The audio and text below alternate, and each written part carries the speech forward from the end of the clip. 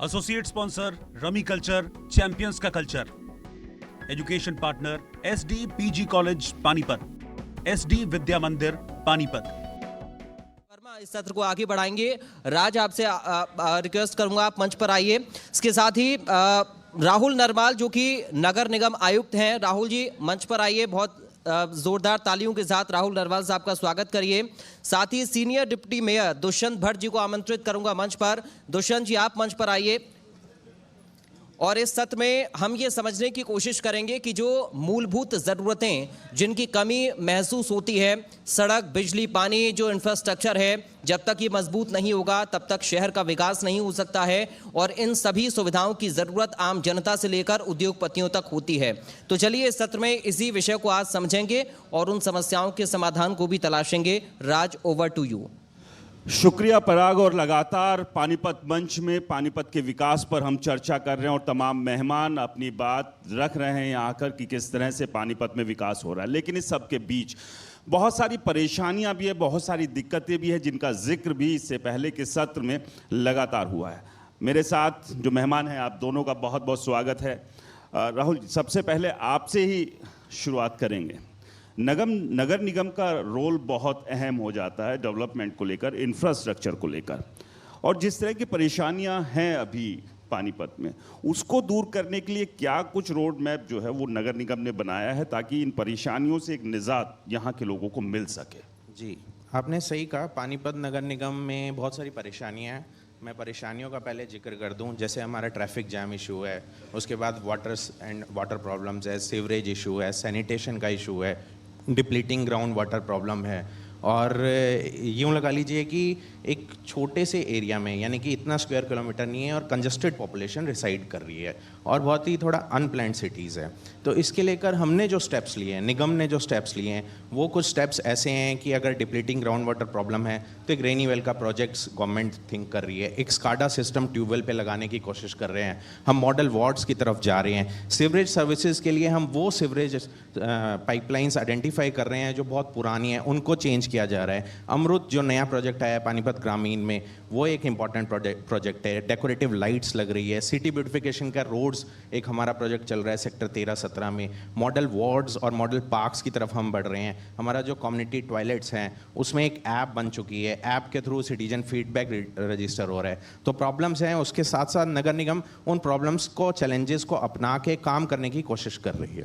बढ़ तो रहे हैं, लेकिन जो हर्डल्स बीच बीच में आते हैं वो कहीं ना कहीं परेशान करते हैं। ड्रेनेज की बात कर रहे हैं हम, सीवरेज की बात कर रहे हैं। बारिश होती है तो जल भराव हर साल देखने को मिलता है। आखिरकार वहाँ क्यों नहीं ऐसे ठोस कदम उठा पाते हैं कि उसका समाधान परमानेंट हो जाए? और ये लगातार हमेशा देखने को मिलता है। बिल्कुल, वाटर लॉगिंग एक इशू है, बट मैं ये बताना चाहूँगा कि पूरे हरियाणा के कंपैरिजन में और पानीपत के कंपैरिजन में, पानीपत में वाटर लॉगिंग 2 या 3 घंटे में साफ़ हो जाती है। इसके अलावा हमने वो स्पॉट्स आइडेंटिफाई किए हैं, चाहे वो SD कॉलेज के सामने वाला हो या शिवाजी स्टेडियम के पास हो, उन पे हमने वर्क कर दिया है। अब देखिए वाटर लॉगिंग क्यों हुई, इस पे मैं थोड़ा पीछे जाऊंगा। पहले नहीं होती थी या पहले होती थी, उसके बाद अब कैसे होने लग गई? क्योंकि सारी चीज़ें तो आपने पक्की कर दी। अनप्लान्ड डेवलपमेंट हो गया है, कोई प्लानिंग के साथ नहीं हुआ, अप्रोच इस तरह से नहीं रही। कोई ड्रेनेज सिस्टम 20 साल पहले जो बिछे हुए हैं, जो सीवरेज सिस्टम बिछे हुए हैं, वो आज की पॉपुलेशन जिस तरह से अर्बन माइग्रेशन हो रहा है उसको लेकर नहीं बिछे हुए।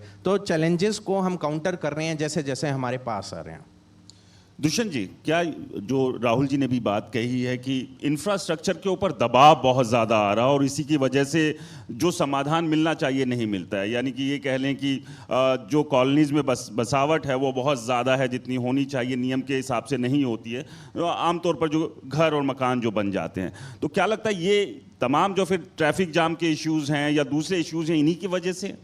तो क्या हमेशा इन्हीं बातों को रखकर हम ये कह सकते हैं कि ये दिक्कतें तो रहेंगी हमेशा? देखिए, आज से यदि हम 15-20 साल पहले चले जाएं तो पानीपत एक छोटा सा सिटी होता था। और जिस तरह से पानीपत की ग्रोथ हुई है, क्योंकि पानीपत शहर के अंदर बाहर से आकर जो प्रवासी लोग बसे हैं, औद्योगिक क्षेत्र नगर होने के कारण इतनी कॉलोनियाँ डेवलप हुई हैं। 100 के करीब कॉलोनियाँ यहाँ पर पिछले 2015 में हरियाणा सरकार ने रेगुलाइज की थी। अभी भी एक नियमित प्रक्रिया चल रही है उन कॉलोनियों को रेगुलाइज करने की।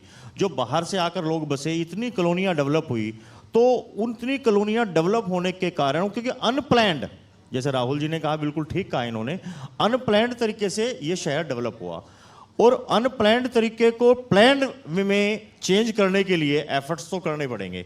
और आज हम एक ना वैसे एक वातावरण सा बना, नेगेटिव नेगेटिव नेगेटिव, लेकिन यदि हम पिछले 8-9 सालों की हिस्ट्री को पढ़ें और पानीपत नगर निगम को देखें कि पानीपत नगर निगम ने अपने अंदर बहुत ज़्यादा सुधार लेके आया है, चाहे वो किसी भी मामले में हो। जैसे अगर उनको गिनना चाहें तो किस तरह के सुधार?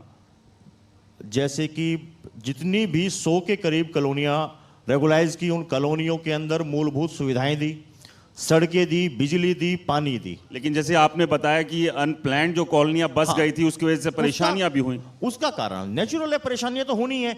अब एक कॉलोनी डेवलप होगी, उस कॉलोनी के अंदर हमने सड़क बना दी, नाली बना दी, और उसके पानी की निकासी की समुचित व्यवस्था हम नहीं कर पाए, क्योंकि कहीं तो हमारा HICD से झगड़ा हुआ, कहीं हमारा रेलवे डिपार्टमेंट से, क्योंकि जब चारों तरफ कॉलोनियां डेवलप हो जाएंगी और उसके बाद फिर हमने सड़कें बनाई, आज फिर उसके बाद एक गवर्नमेंट की पॉलिसी आई, अमृत योजना आई। अब हमने अमृत योजना के अंदर उसमें सीवर दाबे, जब उसमें सीवर दबे तो सड़कें नेचुरल उखड़नी है, अब जब उखड़ेंगी सड़कें तभी सीवर दबेंगे, अब वो सही तरह से उखड़ेंगी।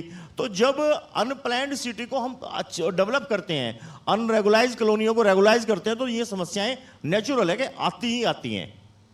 लेकिन ये उखड़ने और दबने के चक्कर में जो आम आदमी जो उलझ जाता है, वो थोड़ी सी एक बड़ी परेशानी है। एक ये बड़ा अहम बात यहाँ पर दुष्यंत जी ने कही है कि जो विभाग बीच तालमेल नहीं बन पाता, उसकी वजह से जो डेवलपमेंट के काम है वो कभी रुक जाते हैं, या कुछ इस तरह से आपने एक बड़ा नाला तो निकाल दिया, लेकिन कोई डिपार्टमेंट दूसरे का वहाँ कुछ फंसा हुआ है, वो नाला आगे जाके कनेक्ट ही नहीं हो पाता है, वो वहाँ बीच में रुक जाएगा। और इसी तरह से बाकी चीज़ें भी है।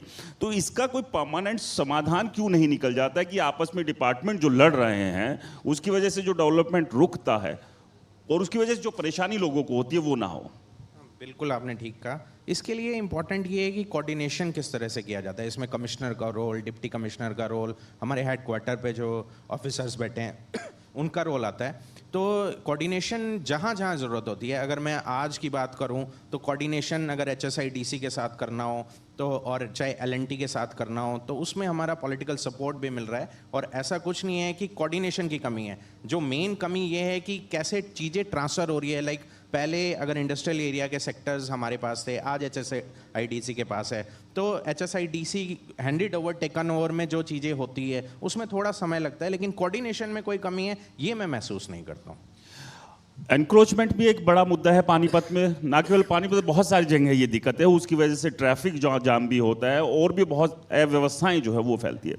तो निगम वो जो एनक्रोचमेंट हो रही है उसको समय समय पर किस तरह से हटाया जाए, किस तरह से दूर किया जाए? देखिए, एक होता है फंडामेंटल राइट, एक होती है फंडामेंटल ड्यूटी। अगर सबको पता है कि एंक्रोचमेंट कौन कितनी कर रहा है, तो मैं अगर हटाने जाऊंगा उससे पहले अगर पब्लिक अवेयर हो जाए अपनी फंडामेंटल ड्यूटी समझ के, तो इससे अच्छा कुछ नहीं हो सकता। ठीक है, तो हम मौका देते हैं पहले पब्लिक को कि वो अपनी टेम्परेरी एंक्रोचमेंट है उसको रिमूव कर ले। अगर वो रिमूव नहीं करती तो हमारी रेगुलर ड्राइव भी चल रही है। जो निगम में जो इश्यूज आते हैं नॉर्मली एंक्रोचमेंट को लेकर, एक तो स्टाफ क्रंच है, दूसरा मेरे को ये लगता है कि कॉरपोरेशन को एक कोई इस तरह से 5 या 10 होम गार्ड परमानेंटली डिप्लॉय कर देने चाहिए गवर्नमेंट की तरफ से, so that the encroachment can be effective on ground. समय समय पर कार्रवाई होती रहे उस पर। यस। दुष्यंत जी, स्वच्छता भी एक अपने आप में बड़ा मुद्दा है और स्वच्छता को लेकर लगातार सरकार जो है बड़े अभियान भी चलाती रहती है, लेकिन उसका जो असर ग्राउंड पर दिखना चाहिए वो नहीं दिखता है।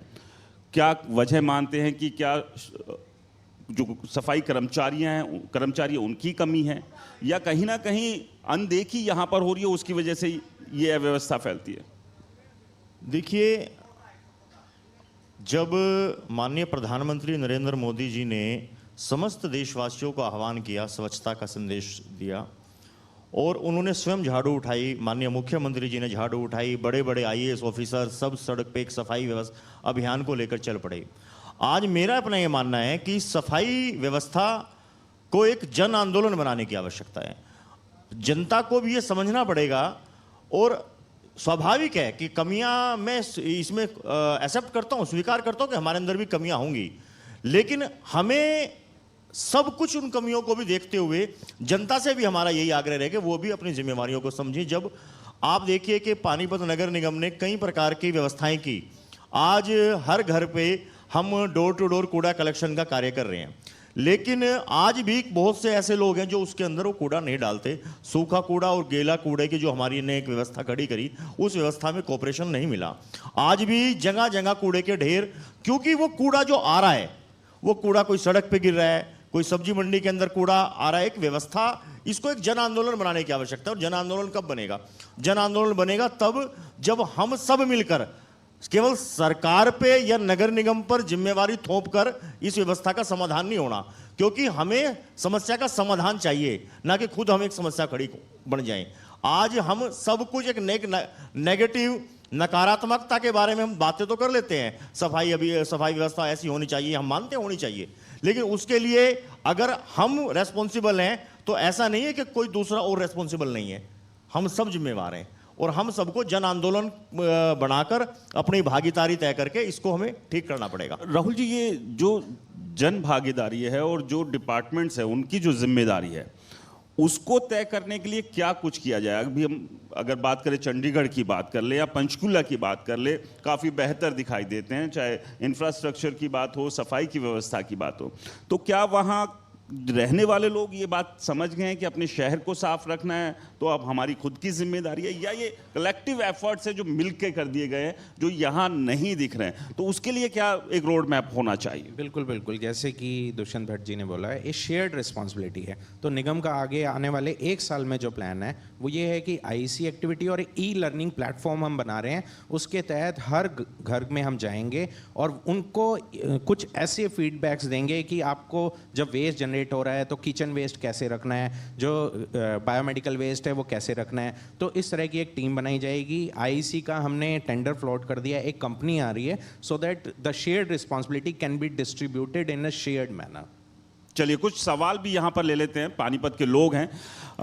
जी प्लीज, मेरे सहयोगी महेंद्र हैं, प्लीज जी। मेरा नाम नीलम परनामी है और मैं पानीपत की ही निवासी हूँ। और मेरा सवाल हर मंच पे मैंने ये उठाया है, कमिश्नर साहब से भी और डिप्टी मेयर से भी, कि ये जो हमारे एरिया में 5 वार्ड हो या 26 वार्ड हो, ग्रामीण क्षेत्र में ज़्यादातर खाली प्लॉट पड़े हैं। आपने बोला कमिश्नर सर कि वाटर लॉकिंग है 2-3 घंटे में क्लियर हो जाती है, बट मानसून के बाद ये जो खाली प्लॉट पड़े हैं उनमें सालों तक पानी भरा रहता है, बदबू आती रहती है, मच्छर होते हैं, लोग महामारी से ग्रसित होते हैं। इसके लिए आपने कब ठोस कदम उठाएंगे, ये मेरा एक सवाल है। जी बिल्कुल, ऐसे कुछ खाली प्लॉट्स हमने चिन्हित किए हैं, जैसे इन्होंने वार्ड 5 और वार्ड 26 में अराउंड 90 और 100 प्लॉट्स हमने चिन्हित किए हैं। लेकिन वो वेकेंट प्लॉट्स कंसर्न ऑनर के साथ है, मतलब ऑनरशिप के साथ है। उनको हमने नोटिस भी किया है और चालान भी हमने फ्रेम कर लिया है। लेकिन इसको लेकर मेरा ये कहना है कि जैसे बदबू आ रही है या वहाँ पे मॉस्किटो की डेवलपमेंट हो रही है, तो हम फॉगिंग वहाँ करवा देंगे, ठीक है। अभी हमारा फॉगिंग की एक्टिविटी शुरू होएगी, लेकिन उस पानी को मैं कहाँ लेके जाऊँ, ये भी इंपॉर्टेंट फैक्टर है। जब हमारा अमृत में जो पानीपत ग्रामीण का सीवरेज चालू हो जाएगा, तो ऐसे वेकेंट प्लॉट्स को हम डायरेक्टली सीवरेज सिस्टम में डाल दिया करेंगे। इसके लिए राहुल जी, क्या जरूरत नहीं है कि अगर कोई लापरवाही बरत रहा है, उसकी वजह से अगर किसी दूसरे को भुगतना पड़ रहा है, तो उसके खिलाफ सख्त कार्रवाई, या जो चालान की बात है, क्या वो चालान कम है, इस वजह से उसको लगता है कि ठीक है छोटा सा चालान है, भर के मैं छूट जाऊंगा, मुझे जरूरत ही क्या है? देखिए, वेकेंट प्लॉट है, उसके ऑनर ढूंढना भी एक चैलेंज है। आप यहाँ पे बैठ के बात करना कि वेकेंट प्लॉट पड़ा हुआ है, उसका ऑनर ढूंढना इवन गली वालों को भी नहीं पता होता, क्योंकि मेरे पास 10 ऐसे ऑनर्स की लिस्ट है जिनका गली वालों को भी नहीं पता है कि ऑनर्स रह कहाँ रहे हैं, दिल्ली रह रहे हैं, फरीदाबाद रह रहे हैं। तो उन ऑनर्स को ढूंढना एक हमारे लिए डेफिनेटली चैलेंज रहता है। चलिए, कुछ और सवाल भी ले लेते हैं। बिल्कुल वर्मा जी, जिस तरह से छोटी सरकार है शहर की, तो ऐसे में सीधा जुड़ाव लोगों का नगर निगम से होता है। बहुत कुछ मुद्दे हैं जिनका समाधान नगर निगम के द्वारा हो सकता है, लेकिन ये अटकते जरूर हैं। इसको लेकर कई समस्याएं होती हैं, आपका क्या सवाल है? देखिए, भट्ट जी बैठे हैं यहाँ पे, कमिश्नर साहब बैठे हैं। अभी कुछ दिन पहले का इस पीरियड में एक प्रॉपर्टी आईडी नाम का एक ऐप चलाया गया है, उसका कुछ अधिकारियों ने नहीं ये पता कि भाई इसका मतलब क्या है। जबकि उसका मतलब ये था, जैसे हुड्डा में प्लाट होते हैं ना, ये प्लाट नंबर 9 है, ये 10 है, ये राइट है और ये लेफ्ट है। उस प्रॉपर्टी की सिर्फ ये जानकारी थी प्रॉपर्टी आईडी के लिए कि भाई इससे ये पहचान हो जाएगी कि भाई ये प्लॉट नंबर फलाना और फलाना है। जबकि नगर निगम ने उसका हवा बना के पब्लिक को इतना परेशान कर दिया कि जब भी चलिए, मतलब जैसा सवाल जैसा- यही है कि प्रॉपर्टी आईडी को लेकर जो एक परेशानी हुई थी वो क्यों थी और उसका क्या उसको समाधान निकला है? जी जी, मैं मानता हूँ कि प्रॉपर्टी आईडीएस को लेकर परेशानी थी, ठीक है। मैं ये भी मानता हूँ कि पब्लिक थोड़ा सा परेशान हुई, लेकिन उसको लेकर आप पहले ही देखिए प्रॉपर्टी आईडी की फॉर्मुलेशन क्यों की गई, क्यों किसी आईडी की प्रॉपर्टी की ज़रूरत है, प्लानिंग के लिए ज़रूरत है, टैक्स कहाँ से आएगा, टैक्स जहाँ से आएगा तभी हम पब्लिक को रिटर्न कर पाएंगे उस डेवलपमेंट के लिए, ठीक है। और प्रॉपर्टी आईडीज़ को लेकर, उनकी एनडीसीज़ को लेकर, ऑब्जेक्शंस को लेकर, जब हम दिसंबर में जाए और आज जब हम अगस्त में हैं, तो दिसंबर में हमारे पास 4000 ऑब्जेक्शंस थे, आज हमारे पास 600 ऑब्जेक्शंस विदाउट आरटीएस पेंडिंग है। इसको लेकर बहुत सारी गवर्नमेंट्स ने पोर्टल भी लगाए जो कि सेल्फ फीड पोर्टल हैं, पब्लिक खुद ही अपने ऑब्जेक्शंस डाल सकती है। इसके अलावा हमारे हर सैटरडे संडे लगातार 4 हफ्ते तक कैंप चले थे। तो प्रॉपर्टी आईडी की जो समस्या है कुछ हमने निवारण कर दिया है, फिर भी हमारे हेल्पलाइन शुरू हो चुकी है, हमारे मेकर चेकर्स हैं, मेयर ऑफिस है, सीनियर डिप्टी मेयर के ऑफिस है, रेगुलरली हमारे हेल्प डेस्क एस्टेब्लिश्ड है। और अगले आप देखिएगा कि अगले 1 महीने बाद हम हर वार्ड में कैंप्स एस्टेब्लिश कर रहे हैं, हेल्प डेस्क कैंप। चलिए, एक आखिरी सवाल और ले लेते हैं। सर, आपका क्या सवाल? नरवाल जी, आपसे सवाल है। दुष्यंत जी भी बैठे हैं। दुष्यंत जी ने अभी अमृत योजना का जिक्र किया, जिसमें कहा कि हमने उसमें सीवर दबवाए और सड़कें तो फिर टूटेंगी, बिल्कुल टूटेंगी। सड़कें टूटने के बाद कितनी देर में बनेंगी, समय कितना? अमृत योजना में जब सीवर दाबने का काम है तो उसमें उसके बाद सड़क बनाने का भी जरूर प्रोविजन होगा। तो क्या वो 4 साल तक अमृत योजना ही काम करती रहेगी, उसके बाद वो सड़क नहीं बनेगी? मतलब अक्सर यही है कि जब कोई डेवलपमेंट का काम कोई दूसरा हो रहा है, वायरिंग डल रही है या कुछ और अगर पाइपलाइन डल रही है, तो जो सड़क खोद दी गई है तो वो फिर पड़ी हुई है, फिर वो आराम से अपने मन माने तरीके से वो किया जाता है, लेकिन उससे परेशानी हो जाती है। कुछ यही सवाल भी है यहाँ पर उनका। ये जो बात कर रहे हो पानीपत ग्रामीण में एक अमृत योजना है, उसकी जो कुछ सड़कों का इश्यूज है जो अभी हमारी कच्ची पड़ी हुई है, उनको लेकर बात कर रहे हैं। तो मेरा ये कहना है कि उन जो गलियां हैं जो कच्ची पड़ी हुई है या जो अमृत के दौरान रिस्टोरेशन नहीं हो पाई, रोड रिस्टोरेशन नहीं हो पाई, उसका हमने एस्टिमेट बना के हेडक्वार्टर में लगभग 2 महीने पहले भेज दिया था। विधायक जी भी रेगुलरली फॉलोअप में और मैं भी रेगुलरली टचअप में हूँ, और उसका अप्रूवल यूं लगा लीजिए अगले 15 डेज में आ जाएगा। जैसे ही अप्रूवल आ जाएगा then we can float a tender on that. चलिए, दीनानाथ कॉलोनी की सड़क है, वो आज से लगभग 18 महीने पहले पटी थी। ना तो वहाँ पर अमृत योजना काम हुआ और ना वहाँ पर कोई सीवरेज लाइन काम हुआ, और सारी ठेकेदार सड़क की ईंटें पाड़ के ले गया। उसके बावजूद हमने आवाज़ उठाई तो अभी 10 दिन पहले वो ठेकेदार 18 महीने के बाद उसके ऊपर गंद डाल के गया जी। तो वो हम पूछ जाते हमारी ईंटें कहाँ गई, वो हमारी ईंटें भी बेच के खा गए, पता नहीं कहाँ गई कहाँ नहीं। और एक सबसे पहले सफाई का मुद्दा है, जब हम एमसी होते थे ना जी, उस टाइम 53 लाख का टेंडर होता था ठेके का, और अब 5.5 करोड़ का हो गया। और उससे भी बुरा हाल है, हमारे वार्ड में कोई सफाई कर्मचारी नहीं आता जी, कुछ सफाई करने नहीं आता। हमारे गली देखो इतने ना झाड़ू गए जी के ऊपर, नाले दोनों तरफ झाड़ू गए हैं जी, कहते हैं कोई आता ही नहीं जी। उसका चलिए क्या समाधान है? जवाब ले लेते। शायद दुष्यंत जी देना चाहते हैं इस सवाल का जय जवाब। कुमार जी, आप तो मेरे साथ पिछले टर्म में भी पार्षद थे। आप एक बात बताओ, क्या ऐसा संभव है जब आप पार्षद थे कि कोई ठेकेदार ईंट उठाकर बेच दे?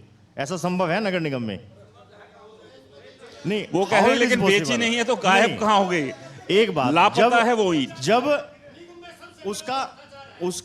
उसका जो आपने भी बताई कि वो ईंटें उखड़ गई या क्या हो गया, उसके बारे में हम वो करवा लेंगे, लेकिन ऐसा पॉसिबल नहीं है। अगर ऐसा हुआ है तो निश्चित रूप से कमिश्नर साहब भी बैठे हैं और मैं कहूंगा कि FIR कराएं। चलिए, अगर ऐसा है तो वो यही चाहते हैं, अगर हुआ है तो वो कार्रवाई होनी चाहिए। 100%। दूसरा नहीं जी हाँ, दुष्यंत जी आप बात पूरी कीजिए जी। और दूसरा आप तो खुद ठेकेदार हो भाई साहब, आपको तो नॉलेज होगी कि कोई सरकारी सड़क उखाड़ सकता है क्या? और दूसरा चलो ऐसा है, वो कुछ ऐसा जो वहाँ पे आप वाला एरिया था, उस एरिया में जो मेरी अपनी मुझे लग रहा है कि जो नाले की एक समस्या थी, वहाँ पर पानी की एक प्रॉब्लम्स थी बहुत ज़्यादा। जावा कॉलोनी से उसी रूट की आप बात कर रहे होंगे। फिर भी जो भी आपको दिक्कत है तो आप व्यक्तिगत रूप से मेरे से मिलके हम उसको चलिए, अगर भ्रष्टाचार हुआ है तो यहाँ दुष्यंत जी भी कह रहे हैं और राहुल जी भी ये कह रहे हैं कि उनके खिलाफ कार्रवाई होगी। सर, समय का अभाव है, एक एक सवाल मैं और आपसे जी करप्शन पे मैं ये कहना चाहूँगा कि कहते हैं कि निगम में भ्रष्टाचार है, निगम में भ्रष्टाचार है। ठीक है, पहले तो हमें ये सोच बदलनी पड़ेगी कि निगम में भ्रष्टाचार है। ठीक है, जितनी भी इंक्वायरीज हुई उनका अभी तक कोई रिजल्ट नहीं निकला, यानी कि इंक्वायरीज हमारी फाइल अप भी हुई है। इसके अलावा जब तक आप हमसे आके नहीं मिलोगे, मैं तो रोज़ बैठता हूँ, तो मेरा पब्लिक से आह्वान है कि आप कमिश्नर से मिलिए, मेयर से मिलिए, सीनियर डिप्टी मेयर से मिलिए। सिर्फ बोल देने से भ्रष्टाचार नहीं होता, हमें साबित भी करना पड़ेगा। और मैं ये कहता हूँ कि निगम जिस तरह से आज फंक्शन कर रहा है, मैं पहले की नहीं बात करता, तो आज चाहे भ्रष्टाचार कोई करता हो तो that is to be corrected और उसके खिलाफ एक्शन लिया जाएगा। दूसरी चीज़, पहले पब्लिक को दिमाग से ये हटाना पड़ेगा कि निगम में भ्रष्टाचार है, ऐसा नहीं है। निगम अच्छे से वर्क कर रहा है। अगर कोई लैकिंग आती है तो हम पब्लिक के साथ खड़े हैं, सही अच्छी चीज़ों को ठीक करने के लिए और गलत चीज़ों को ठीक करने के लिए और अच्छी चीज़ों के लिए बिल्कुल साथ खड़े हैं। नहीं, जाहिर सी बात है कि अगर भ्रष्टाचार हो रहा है उस पर कार्रवाई होनी चाहिए, और सिर्फ ये कह देने भर से कि भ्रष्टाचार है, आरोप लगाने देने से बात नहीं बनती है। दुष्यंत जी, पार्किंग को लेकर भी क्या कुछ प्लानिंग है? इससे पहले के सत्र में भी हमने बात की, अजीत शेखावत जी भी थे और डिप्टी कमिश्नर भी थे, उनसे भी हमने इस पर चर्चा की कि प्लानिंग्स तो हैं पार्किंग और उसकी, क्योंकि एक बड़ी परेशानी है पानीपत के लिए कि पार्किंग की प्रॉपर व्यवस्था नहीं है, गाड़ियाँ इधर उधर पार्क करनी पड़ती है, ट्रैफिक जाम होता है और उसकी वजह से और कई तरह की परेशानियाँ भी खड़ी रहती है। अभी इस पर एक प्रयोग चल रहा है जो जिला प्रशासन ने अभी, जो हमारा LNT का ये फ्लाईओवर है, क्योंकि मेन अगर हम ट्रैफिक जाम की बात करते हैं तो GT रोड पर ही जाम रहता है, और GT रोड पर भी अव्यवस्थित तरीके से जिस प्रकार से वाहन खड़े रहते हैं, क्योंकि मोस्टली लोग बाज़ारों के अंदर अपना खरीदारी करने जाते हैं और वो ज़्यादातर लोग जिस प्रकार से वाहन GT रोड पर ही अनप्लान्ड तरीके से खड़े कर देते हैं, सर्विस रोड पर भी खड़े रहते हैं। एक प्रयोगात्मक रूप से LNT के फ्लाईओवर के नीचे पार्किंग का जिला प्रशासन ने ठेका दिया है। अब हम देखते हैं कि वो 3 महीने का एक एक्सपेरिमेंट है, वो एक्सपेरिमेंट हमारा कितना कामयाब होता है। आने वाले समय के अंदर मतलब हमें उम्मीद है कि हम जिस प्रकार से अपने नगर निगम के ऑफिस को शिफ्ट कर रहे हैं और यहाँ भी कोशिश रहेगी कि पार्किंग की व्यवस्था को और बेहतर बनाने के लिए अलग अलग ओपिनियंस जो समाज की आएंगी, वो मल्टी लेवल पार्किंग भी होना तो पता नहीं क्या क्या चाहिए, लेकिन उसके लिए एक विजन की ज़रूरत है और सबको दृढ़ निश्चय के साथ काम करने की ज़रूरत है। आलोचना करने को कोई किसी की कितनी भी कर सकता है, लेकिन जब हम सकारात्मक दृष्टिकोण से काम करेंगे तो निश्चित रूप से रिजल्ट अच्छे आएंगे। और ये मैंने आपसे अभी जिक्र किया कि पार्किंग के लिए भी 3 महीने का एक एक्सपेरिमेंट के तौर पे हम ये काम कर रहे हैं। बेहतर समाज के लिए सकारात्मक होना तो ज़रूरी है, आलोचनाएं भी उतनी ही ज़रूरी है, ताकि हमें पता रहे कि जो हम कर रहे हैं वो कितना बेहतर है और अगर उसमें खामियां हैं तो उसको कैसे दुरुस्त करना है। जो पार्किंग की बात हुई सर, अभी जो एक्सपेरिमेंट है वो टेम्परेरी है, तो क्या फ्यूचर में प्लान भी है कि अलग अलग हिस्सों में मल्टी लेवल पार्किंग बनाई जाए, और अगर है तो कहाँ कहाँ पर वो है और कब तक का ये प्रोजेक्ट है कि ये पानीपत शहर को मिल जाएगी, ताकि इस परेशानी से भी लोगों को जो ये छुटकारा फ्लाईओवर के नीचे जो पार्किंग है, ये डिस्ट्रिक्ट एडमिनिस्ट्रेशन प्रोजेक्ट इंप्लीमेंट कर रहा है, इसमें निगम का कोई रोल नहीं है। तो मेरा जो पार्किंग को लेकर इश्यूज़ हैं, जो मैं सोचता हूँ पार्किंग क्यों ज़रूरी है, पहले तो हमें लैंड आइडेंटिफाई करनी पड़ेगी, साथ में हमें ऐसे चंक्स ढूंढने पड़ेंगे जहाँ पे हम ऐसी छोटी छोटी बाइक्स पार्क कर सके, यानी कि पार्किंग के लिए सिटी मोबिलाइजेशन प्लान बनाना पड़ेगा। And we are working on that कि सिटी मोबिलाइजेशन प्लान किस तरह से बने।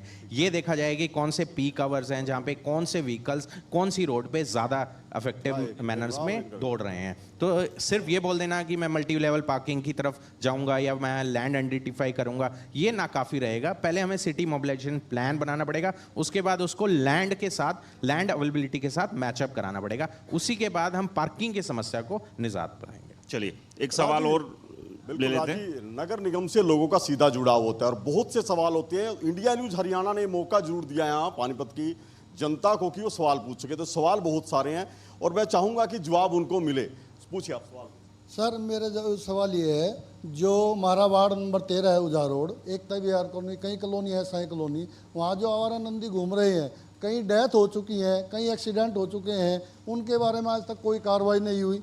दूसरा सवाल है हमारा वार्ड 13। जो उजाड़ रोड है उससे कई साल पहले मिट्टी वगैरह उठा ली गई और वो ऐसे ही छोड़ दिया गया। आए दिन टेम्पो पलटते हैं, लोगों के मोटरसाइकिलें स्लिप होती हैं, किसी की पैर टूटता है, किसी का हाथ टूटता है, तक कोई कार्रवाई नहीं हुई। तो बिल्कुल बेसहारा जो पशु हैं वो बड़ा मुद्दा है।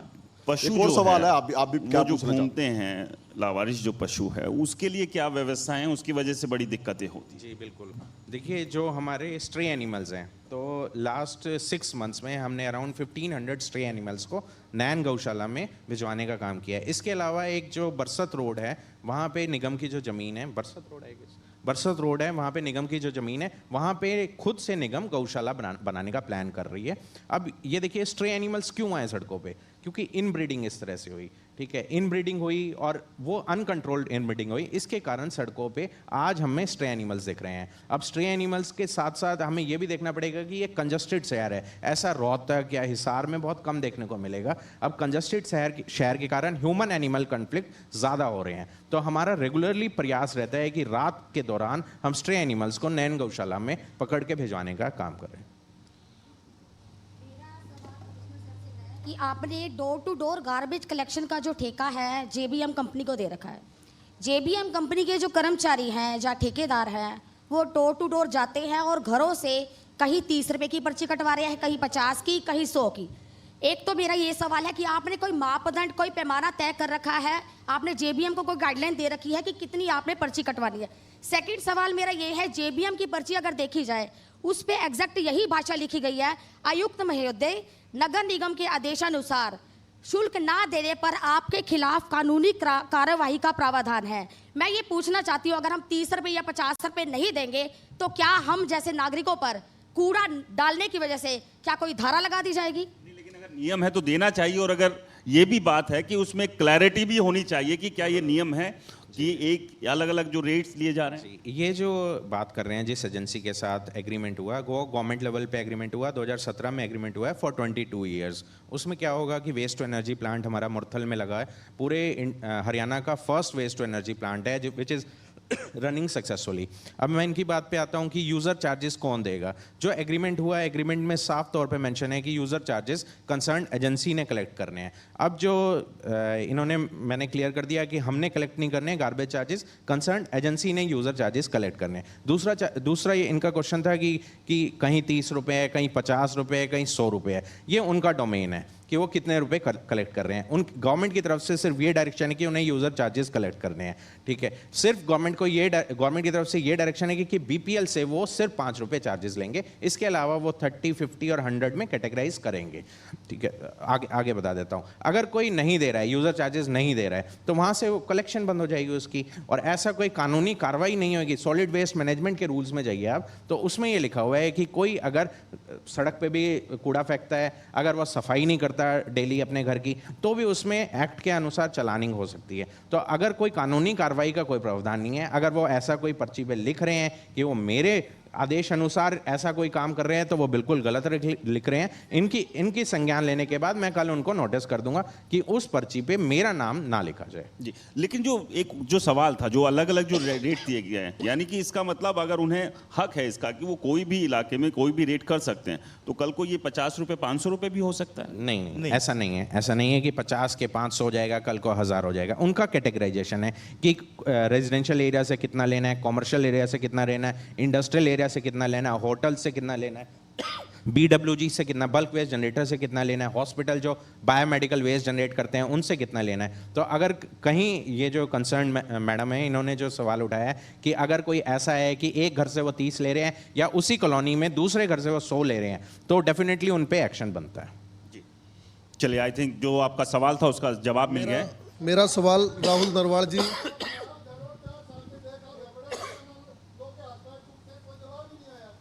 मेरा सवाल राहुल नरवाल जी से है कि जो निगम हमारे गांव डार के अंदर जो कूड़ा डाल रहा है उसका क्या प्रावधान है। शुगर मिल के लिए हमने जो जगह दी थी, आज वहाँ पे इतना बुरा हाल हो चुका, हमारे 4 गांव की सीम लगती है, चारों तरफ से बदबू आती है उस कूड़े में।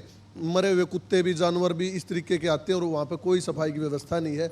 शुगर मिल की पहले राखी उड़ती है, वहाँ से बदबू आती है, और तीसरा ये आपने वहाँ थोकने का काम किया। देखिए बिल्कुल ये है कि भाई डाहर गांव में हमारा एक टेम्परेरी डंप यार्ड बना है, ठीक है। हमने बहुत कोशिश की कहाँ कूड़ा डालें, मतलब निगम अगर कूड़ा है, ये निगम का कूड़ा तो है नहीं, पब्लिक का कूड़ा है, ठीक है, या पब्लिक ने जनरेट किया हुआ कूड़ा है, तो हम कहाँ कूड़ा लेके जाएं। हमने अलग अलग जगह गए, वहाँ पे डेफिनेटली पब्लिक की तरफ से रिजेंटमेंट आई कि कोई भी अपने घर के पास में पूरे शहर का कूड़ा नहीं डलवाना चाहेगा। जहाँ तक ये डाहर गांव की बात करें, डाहर के पास जो शुगर मिल के सामने जो जगह है, मेरे पास कल रात की फोटो है, वहाँ से कूड़ा बिल्कुल क्लीन कर दिया गया है। हर दूसरे दिन कूड़ा उठ रहा है, and that is a temporary phase, वो 2 या 3 महीने तक रहेगा। उसके बाद हमने नई जगह चिन्हित कर ली है, वो नई जगह मैं यहाँ पे नहीं बताऊँगा कि कहाँ पे डालेंगे हम। चलिए, कम से कम ये तो बता ही दिया है कि 3 महीने बाद आपको उससे छुटकारा मिल जाएगा। एक आखिरी सवाल दुष्यंत जी, पानीपत को ग्रीन पानीपत बनाने के लिए क्या कुछ मुहिम और किस तरह के प्रयास जो है वो नगर निगम कर रहा है, क्योंकि इसकी भी बहुत ज़्यादा ज़रूरत है, पॉल्यूशन भी मारता है लोगों को हर बार। देखो, पानीपत सुंदर शहर लगे, सुंदर दिखे, इसके लिए हम आज प्रयास नहीं कर रहे, शुरू से ही प्रयासरत हैं। और शायद पानीपत वो पहला शहर है जहाँ पर हमने रेलवे की ज़मीन पर नगर निगम ने बहुत सुंदर पार्क बनाए। रेलवे से एक हमारा एग्रीमेंट हुआ, क्योंकि पानीपत जो सिटी है वो 2 भागों में बटा हुआ है, बीच में से ट्रेन की पटरी गुजरती है, एक तरफ एक शहर है, दूसरी तरफ दूसरा शहर है। तो हमने एक प्लान किया कि जो रेलवे लैंड है, कि जितना भी रेलवे के उसके जो भी कोई पानीपत में आएगा ट्रेन से, वो देखे लहलाते हुए फूल, खुशबू।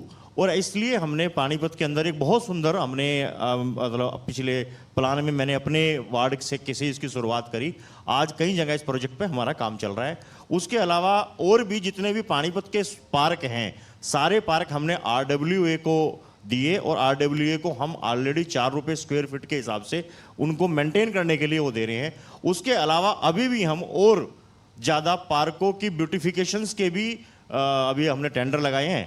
और आप देखना कि पानीपत को एक विजन के साथ हम इसको सुंदर ग्रीन पानीपत बनाने जा रहे हैं। तो उम्मीद करें कि इंदौर को पछाड़कर जो है पानीपत देश का नंबर 1 नगर निगम बनेगा, जो सबसे खूबसूरत और सुंदर होगा। चलिए, आप दोनों हमारे साथ जुड़े, बहुत बहुत शुक्रिया। और तमाम जो सवाल थे, जनता के भी जो सवाल थे, उनका जवाब आपने दिया। और उम्मीद करते हैं कि पानीपत की बेहतरी के लिए जो प्रयास आप लोग कर रहे हैं वो ग्राउंड पर दिखे, जो दिक्कत परेशानियां लोगों को हो रही है उसका समाधान जल्द मिले। फिलहाल पानीपत मंच में इतना ही। Thank you. ब्रेक के बाद एक बार फिर आपसे मुलाकात। Associate sponsor Rummy Culture, champions का culture. Education partner SD PG college Panipat, SD Vidya Mandir Panipat.